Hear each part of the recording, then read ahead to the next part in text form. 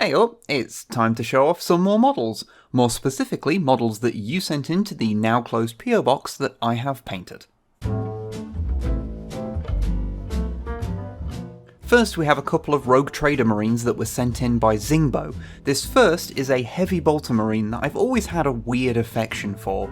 There's just something about his odd stance and the awkward way he holds his gun that's appealing to me in a way I can't quite describe. So it was lovely to finally get a chance to paint him, especially for my Lamenters.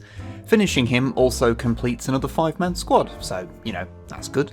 Zingbo also sent in this Tech Marine that I've already talked about a bunch in the last episode of Codex Compliant, where he was painted in era-appropriate paints, so go check out that video if you haven't. One thing I didn't mention in the video though was that his backpack wasn't an original Rogue Trader part. It was made by taking an impression of one of the original metal ones in blue stuff and using that to make a Milliput copy. It's not perfect, but it's not like models of this era were exactly free of casting errors, so, it probably checks out in the end. And no one mentioned it in the comments, so I presume it wasn't that noticeable. However, that wasn't the only Tech Marine I painted. I also did one for my Lamenters where I decided to paint the absolute tiniest heart I could on his knee for some reason. This one was sent in by Alex, and I think this is a really interesting comparison to the one I painted with the old paints. You can see the different sorts of choices that I made with full access to my modern tools, like going for a darker red but contrasting that with the more vibrant yellow, including the hand-shaped shoulder pad that wasn't yellow because Lamenters, but just because that's the colour they usually were. Plus, this comparison really highlights how Marines probably always should have just been on 32mm bases. To me, even these old ones just look right like this. If you have opinions about this, then please feed the algorithm by letting me know if you agree with me or think that it's sacrilege that I'm taking them off the 25mm bases in the comments. Oh, and this guy also has a Milliput blue stuff backpack if you are keeping score. Next we have an old grot that was sent in by the person who preferred not to be named. This specific model was a modification of the very first Space Goblin model, but with a few changes, the biggest being a new head that feels almost off-brand. This was pretty common in the Rogue Trader line, where they'd just have a handful of models that all shared the same body but would have different heads or what have you, so this wasn't unusual. If I'm honest, my grots have taken a bit of a backseat since I started doing the Lamenters, so it was nice to bash this guy out quickly just to keep my eye in, as if I'd ever forget how to paint goblins after doing about 100 of the damn things over the last couple of years. Shockingly, I haven't carried on doing the thing where I paint a bunch of Battlefleet Gothic ships this time, only knocking out a single 3D printed transport ship which was sent in by Modhail. However, that doesn't mean that I didn't end up painting a handful of 3D printed recreations of old out-of-production models. Patrick sent in a whole host of recreation Rogue Trader Beakies, but since my Lamenters are an attempt to make as authentic a Rogue Trader army as possible, I didn't really want to put those in there.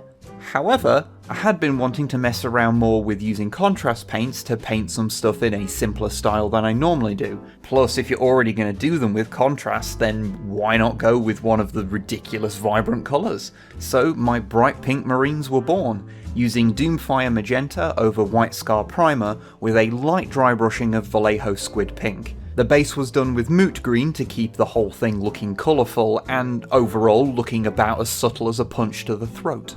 I'm really happy with the result, and I'm incredibly impressed with Doomfire Magenta. It's just so pink.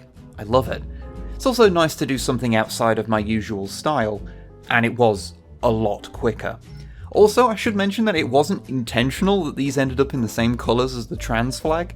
It just kinda happened when trying to figure out what colours went well with the pink. I'm okay with it though. Oh, and I don't have a name for whatever this chapter is. I just gave them a little flame icon on their pad as a reference to the Doomfire of Doomfire Magenta. So if you can think of a name for them, then please feel free to let me know.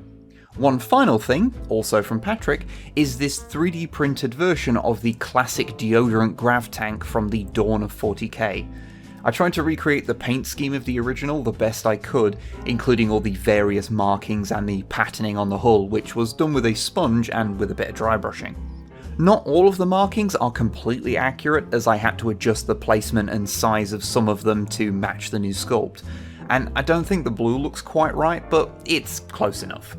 Honestly, I love this thing. It's such a silly and memorable bit of early 40k, and it's nice to have a version of it, especially in its original colour scheme and without having to go through the pain of sourcing Zoids parts to make one authentically. For those curious, all the models that were sent in by Patrick that I've painted here were made by a guy called Big Mr. Tong, if you want to look them up for yourself. They do some real good work, and I have a bunch more of them to paint. I am really looking forward to it. And there we are, that's all the mailbag models that I've painted since last time. I wasn't planning on it being quite this long before putting out a new log video, but I haven't really been in much of a headspace to paint as of late, and when I was, I've spent most of it chipping away at some larger models that I haven't quite finished yet.